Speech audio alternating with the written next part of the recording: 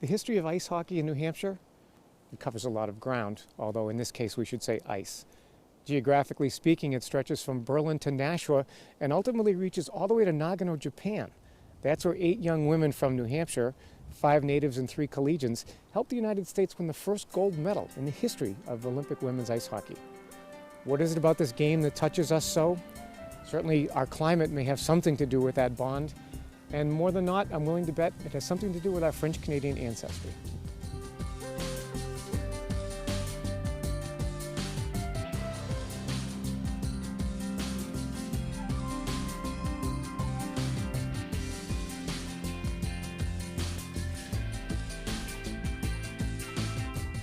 Dick, this exhibit at the Franco-American Center didn't come about overnight.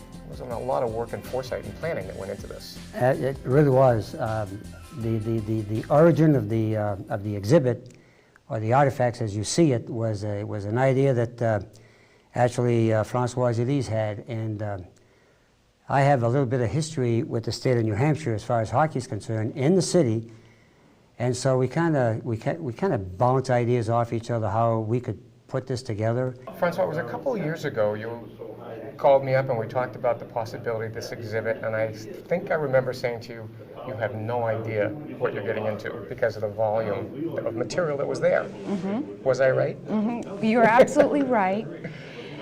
I recognize the significance in that large aspect of it, mm-hmm. But the volume of work and the care that we put into collecting the materials and all the people we talked to was really staggering. John, I've seen one, and I knew the guy real well. He walked in with his scrapbook and he handed it over to Francois, and he said, take good care of this because this is part of my life. That was the kind of motivation that was put into this thing to get what you see here today. At this point, it really hadn't been explored in New Hampshire historically, and that's what we did. We have hockey history from beginning in 1887 to, I would say, with the Freedoms, which was the last team to play in New Hampshire, well, 1990. So you're talking well over 100 years of hockey. One of the things I really like about this work is the stories, and listening to the experiences they had, and the friendships that they made, and how significant hockey was in their life at that time. When you talk about towns with a passion for hockey, you have to start with the town of Berlin. Only there could a parish priest, Father Omer Bosque, borrow against his life insurance policy to help the city build an ice arena. Now you know why Berlin embraces this sport with a passion that borders on the religious. The winters were long. That was on our side. But I got to tell you, for a team like the Maroons to have a bunch of homegrown boys, I mean, these were, all kids out of high school, be it Berlin High School or Notre Dame, that, our parents worked in the mills. Mm-hmm. And that's where the league started, with the Brown Company Mills and the International paper, back in the early 20s. Our dream, if you were a hockey player in Berlin, was to play for the Maroons. Some of the great people who've been involved in this exhibit are big parts of the history of hockey in New Hampshire. Talk about Al Adams from Berlin. Al's easy. Al was my mentor. Al was a guy that I really learned, the game higher in high school from, but his involvement with the game of hockey in Berlin, even when I was playing with him, I had no idea just how deep his involvement was, besides being a coach. I mean, he was, I think at one point he owned the team. The Monsignor who owned the club at that time called me up. It was in June, I guess, and it was kind of hot and warm, and he said, Al, I want you to take over the team. I'm building a church. I said, why don't we wait? It's kind of warm. Why don't we talk about this in October? And he said, nope, take it over now. So I did. Al is a very humble guy. Played on that first team that won the Nationals. I was very, very fortunate to be on that team as a rookie that year. Got to tell you one thing, when this guy was about 35, 40, man, you didn't want to go up against this guy. He was one fighter. He would have a way to motivate you to play that you'd go through a wall for him. That's what you want done? We'll get it done. That's the way he coached. You kill for the guy. There were no, you take in Concord and Manchester, no rinks. Mm-hmm. None in Massachusetts. And what I had to do was call up, as Bobby started in September, I would call Canada and call, Massachusetts, they would come up on weekends. You try to book games. Yeah, that's right. I had to because we had ice. It was so cold up there that we could play most of our games. So you'd bring them up to you. That's right. They came up and played Saturday night and Sunday afternoon, go back home. So you had a nice home ice advantage too. That's correct. And then with the new rink being built in Concord and Manchester and also in Massachusetts, then we started coming down to Manchester. It gave a chance for the kids that could skate, and they had more time on ice than other people did, and therefore they became pretty accomplished hockey players. And what the end result was, 3 championships in 54, 67, and 68. So it was quite a deal, and those are my happy years, and I have no regrets, let's put it that way. In the southern part of New Hampshire, there was a great groundswell of support for men's hockey, something of an underground movement, if you will, and it was appropriate because the rink in Nashua was actually located underground. Ron, the Nashua section of this exhibit basically could have been done just by having you standing here and talking about hockey in Nashua, because you are hockey in Nashua. Well, I started it, yeah, years and years and years ago. There's been, I would say, estimated maybe 10 to 20,000 young troopers that went through my program. Yeah, we formed 2 or 3 or 4 leagues, called ourselves the Twin State Hockey Leagues. We formed, and we had teams from Massachusetts and New Hampshire. I helped to start the Amherst Youth Hockey Association, the Londonderry Youth Hockey Association. There was a guy by the name of, he was a French guy too, Labrie, and they built that arena in Nashua, in one of what is now a shopping mall. Of course, our rink was a horror show. It had low ceilings, and it was just basically an ice surface, what it was. And it was a subterranean arena because you had to go down the stairs underground, and there was your ice surface. The only thing is, we don't have a rink in Nashua anymore. I know, and that was one of the big 3, wasn't it? One of the big 3 links. One of the big 3, right? Concord, Manchester, and Nashua. When we started the Maple Leafs, there was 7 Canadian gentlemen graduating from UNH that wanted to stay in the area. I got the chance to talk with them, and we formed them as a nucleus and went up to Canada, got some other players, and we competed pretty good in that Granite State Hockey League. And then Tingsboro rink opened. Our rink lost all its gravy time. We lost all our people who used to skate from 10 to 2 in the morning, 3 in the morning. So we went out of business, lost the team, lost everything. And it's a shame because there was just such passion attached to that organization. Oh, I mean, it was actually rabid. The fans were rabid. When Manchester came in, there wasn't a seat in the place. Of course, we only sat 700 people, but people were standing up around the boards, hanging on the rafters, everything. Ron was a kind of guy that played, coached, and as I understand later, came back and coached the Manchester Monarchs. Al Corvo, the owner, called me and hired me to run the Monarchs while he was losing his coach, Jerry Paquette.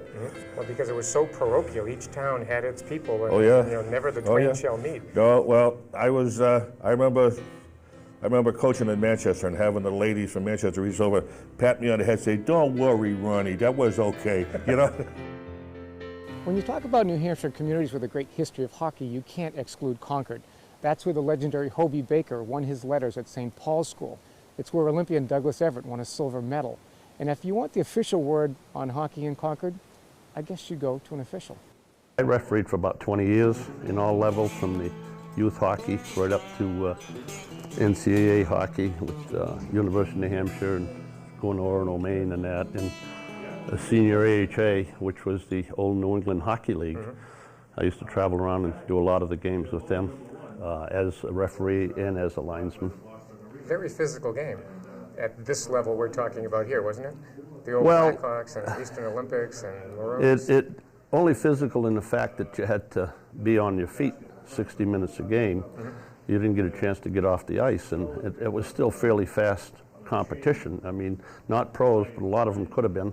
The Montreal Police came down one time, and they were all big guys, 6'3", 6'5", and they had played in Manchester the night before, and one of their guys had picked Norm Hebert and put him right over the fence during the game. So the next night I was refereeing, and they were playing in the first period. Some fracas broke out, and I was just skating by the players' bench, and I got a whole gallon of water thrown on me. So I stopped the game, and that was going to be it. No more hockey. And they begged me, so I went back out, and we started the game, and they were all on the bench, and these were all supposedly officers of the law. And I went to each one of them, ran right down the bench, and I says, you know, I played hockey too. And I says, any one of you come near me, I says, I guarantee I'll put you in the hospital. I says, and the ambulance is right outside the door. I says, and believe me, I can do it. So we started the game, went on, and never called another penalty the rest of the night. In the early days of senior men's ice hockey, one of the true measures of the man, in fact, what separated the men from the boys, was the ability and the willingness to play on outdoor rinks, like this one here at Doors Pond in Manchester. The conditions were rather primitive. Some of these pictures I was looking at here, I didn't even believe anyone took those pictures. They were on Doors Pond Rink. Was it Matthew Brady, the photographer? I can't quite remember who it was, but it's amazing that it brings back so many memories. Go up there and look at the rink now. What do you see up there, John? Have you been there lately? Yeah. Doors Pond Rink? Yeah, it's a parking lot. Parking lot. But that was the home base for hockey in Manchester. Although they had played at St. Jean the Baptist before that. Yeah. But this was a public rink. And it was outdoor hockey and all of outdoor nature's hockey, glory. yes, where you had to shovel before the game, after, and during the game, and pray the sun wasn't too bright that day. It was a lot of fun. It was outdoor hockey for most of the time. You had to be a professional snow shoveler first to qualify to be a hockey player. People would stand in the snowbanks, if you can believe it, around the rink, because that's all there was, and watch the game go on. We played our games at nights, like at White's Park, or Sunday afternoon at Doors Pond, or something like that. That's where we had the Manchester Beavers, players around, formed a team, and there was actually a sort of a league of outdoor hockey. So then when the rink came in, indoor ice, wow, that was just beyond belief. It's funny, they jammed it so much the first few games, the fire department finally came down on the third or fourth night, said, hey, we've got to put some restrictions here. This was just too much mass people. Chain link fence and nothing to sit on. So you got 4 rows of people standing at the chain link fence. So we all moved in there and became the Tam O'Shanters. And we were indoors and everything was rosy. But you still wore hats even though you were indoors. We wore hats before the game.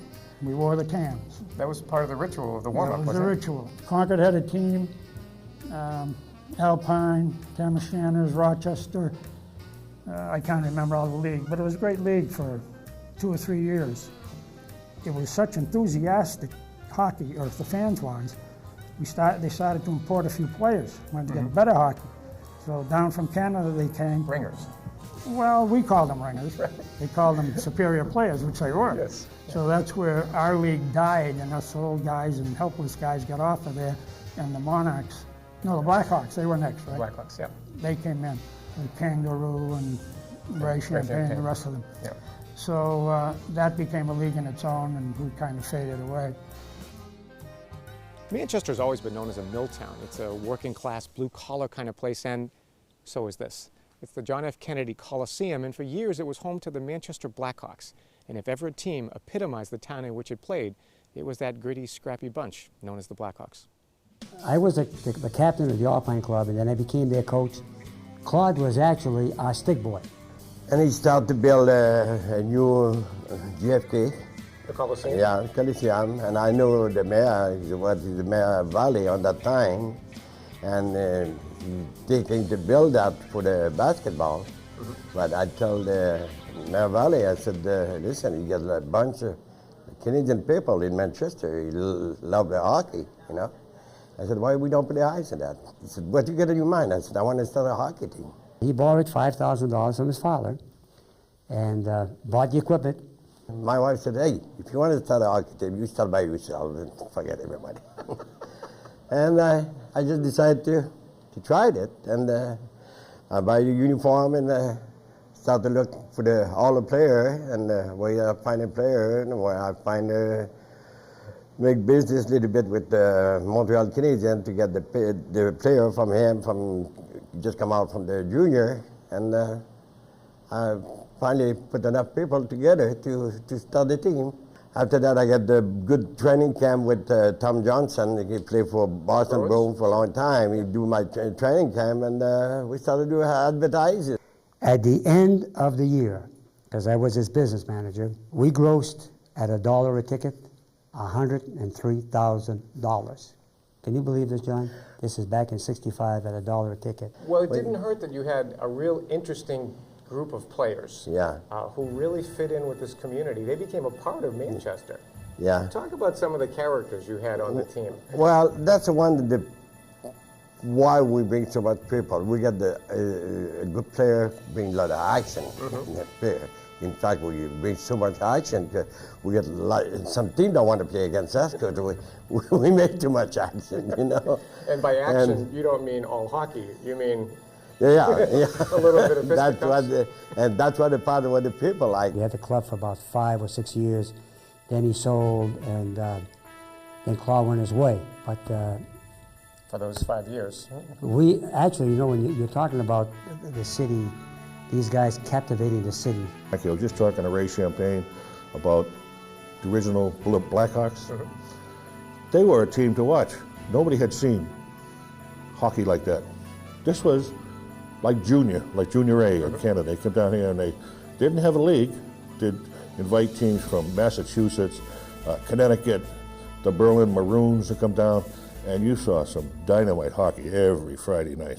Great games generally involve Ray Champagne. Never saw the guy not have a great game. You're talking pound for pound, a hockey player that captivated the fans. He was somewhat like a Gretzky because when he stepped on the ice, Gretzky had that great advantage of being able to see the entire ice surface. Ray had that kind of presence. One time, I remember a sports writer asked Gretzky, "You know, what makes you so different than hockey, the other hockey players? What is it about you?" He says, "Well, I think I know your answer." He says, "I'm skating to where the puck is going to be, not where it's been." And I think that was part of Ray's very, very large success. I skate on Monday, Wednesday, and Friday, sometimes Saturday. And yesterday I get hit by a hockey stick, and I said, "Geez," I said, I got to see John tomorrow, and I'm going to have a fat lip.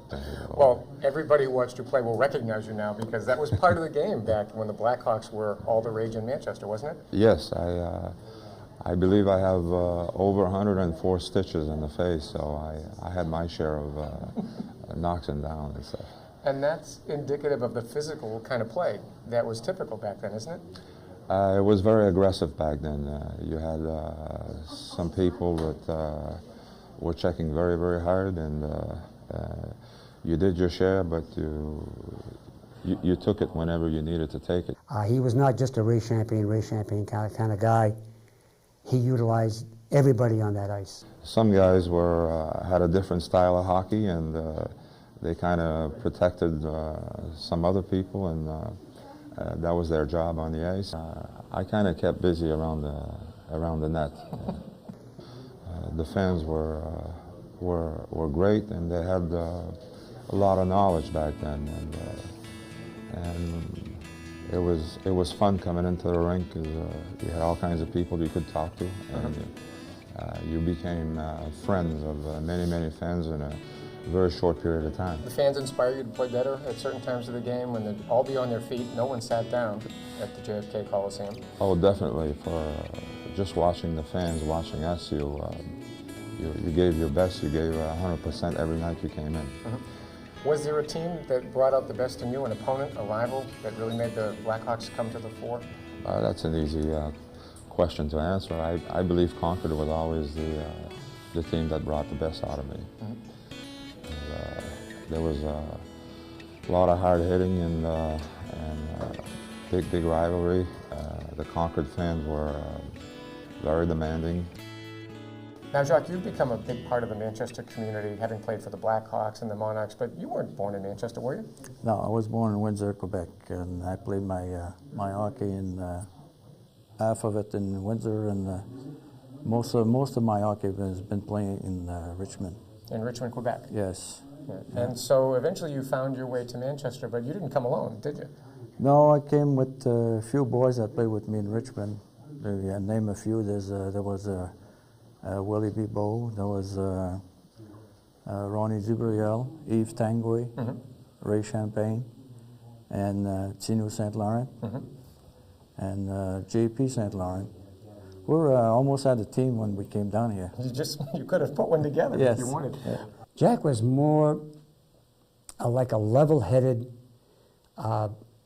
his presence in the locker room is where it was felt the most. You know, you need a guy that can take over a team in the locker room and say, okay guys, you know, and when he speaks, people listen to him. That was Jack Leclerc.